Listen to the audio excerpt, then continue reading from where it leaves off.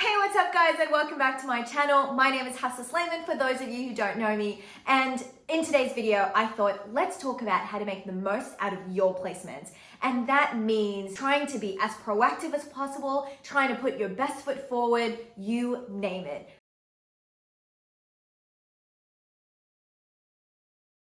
Okay, so I'm currently on psychiatry placement, and the first thing that you do before you start any placement is to reach out and email the doctors. So you can do it the Friday before placement, you can do it the week before placement.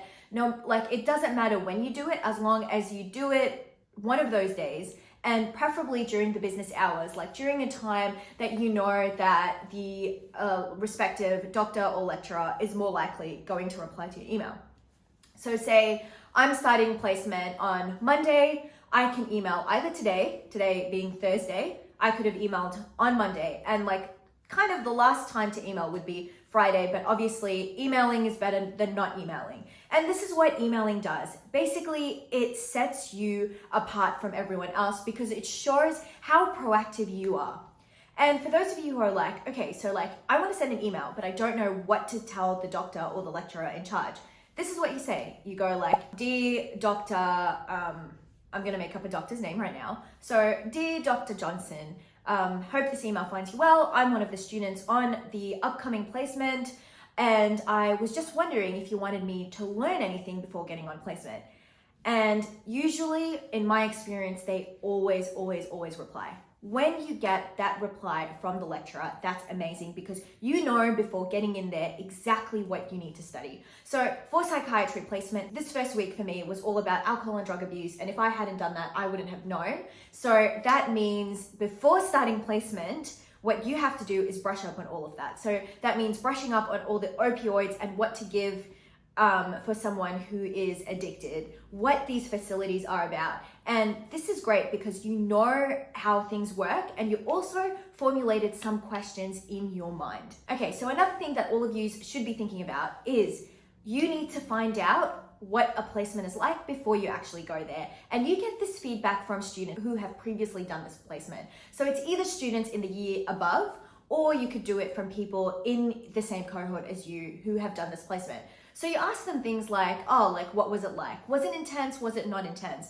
And the idea isn't for you to be like to slack or be lazy, but like if you know that one placement gives you a heap of downtime, you know you can plan your study very well during that placement. However, if the placement is one of those placements where you're always on the go, on the run, they always expect you to do something, you know that you need to bring your A game. Another thing that I love doing on placements is I always carry my iPad with me. Ta-da! I always love carrying my iPad with me, and I've got Anki on my iPad. So I've got Anki on my phone as well, and I feel like it's more user-friendly on your phone because of like the swiping and the clicking, and like it's kind of like texting someone. But I just feel like when people are on their phone, it looks slightly less professional because the first thing that people think about is, oh, you're on your phone, that means you're texting people. However, if you've got your iPad, it looks more professional. You've got a pen and you're going around with a pen, so they already know, okay, like this student has their iPad, they're clearly taking notes with their pen. So when you go in there and you and sometimes anything can happen. So sometimes what happens is like the patient doesn't speak in English language, so you need to get a translator. Sometimes what happens is that the doctor has to do something and they're really busy and they tell you, oh, you know, like just sit around. Sometimes there isn't a patient. So we've had fewer patients on some of the wards during the pandemic period, so sometimes you get to wait around a fair bit. So instead of you sitting around getting bored, getting annoyed that, you know, like you need to study at home, you're not getting the best out of it, get your Anki cards and literally tap away. You can make the best out of the placements, even in your downtime, by getting Anki. Another thing you can do if you're not keen on Anki, or if it's not one of your study techniques and one of the best things that you can do on placement, is have ebook copies of some of your favorite books. So say like if I had in my schedule that I needed to read a book, like 10 pages of the book in one day, I would literally download that book and like in that downtime, I'd be reading that book. It's not unprofessional. It's not weird. You are making the best out of downtime on a placement. So I am very, very pro that. Okay, definitely prepare your placement before going there. So I'm currently on psychiatry. I've been reviewing all the I've been reviewing psychiatric drugs and psychiatric conditions. That's because when you're on placement and when you see a patient having that condition that you've been studying, it definitely solidifies that information in your brain. And that's essentially what you want. So at the end of the day, anyone can read a book, anyone can try to memorize and repeat and repeat and repeat. But what sets you apart and what would make that information stick for the rest of your life is if you read that and then you see it in a patient and then you ask the patient those things. So with schizophrenia, you've got the negative symptoms, you've got the positive symptoms. So ask all of those questions. How do they feel? Do everything step by step. That's what's going to help you memorize what's going on. How do they feel? How did they describe it? What are they seeing? Do they have visual or auditory hallucinations? Do they have any hallucinations? There's so many things that you can ask, and that will help you solidify all the information in your brain. This is a no-brainer, but first day of placement especially, you want to put your best foot forward. So first day of placement, you want to come on time. And that means if you're driving, from the night before, you need to find out where exactly you are going. So you can address this in two different ways. On the day, you can either leave extra early to make up for time lost in traffic, time lost getting lost, and that way you can arrive on time. But personally, what I prefer doing, because sometimes you can run late in the morning, or sometimes you get traffic or some things that you haven't anticipated before, I like finding out where my placement is going to be the night before. So that means actually chucking it on the navigator and actually physically driving to the place or walking to the place to find out exactly where the place is.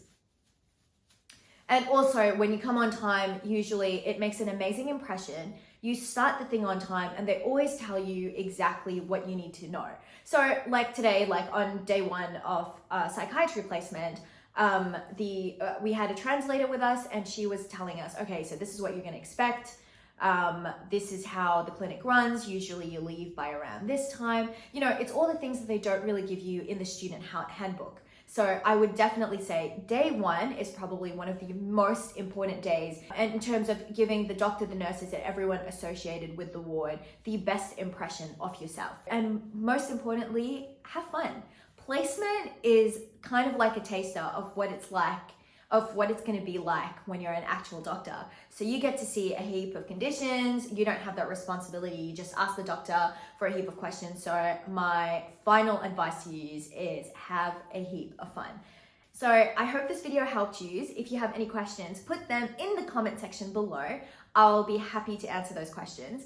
As for the next video, I'm really keen because I want to show you exactly how to take a clinical history and how I do it on placement. Basically, on placement, especially in second year, you would have to go and collect a medical history from a patient.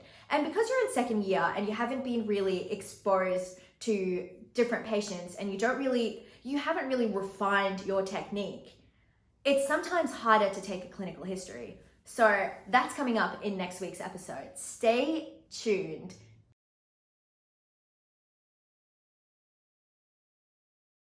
Hit the like and subscribe button if this video helped you, and I'll catch you next week.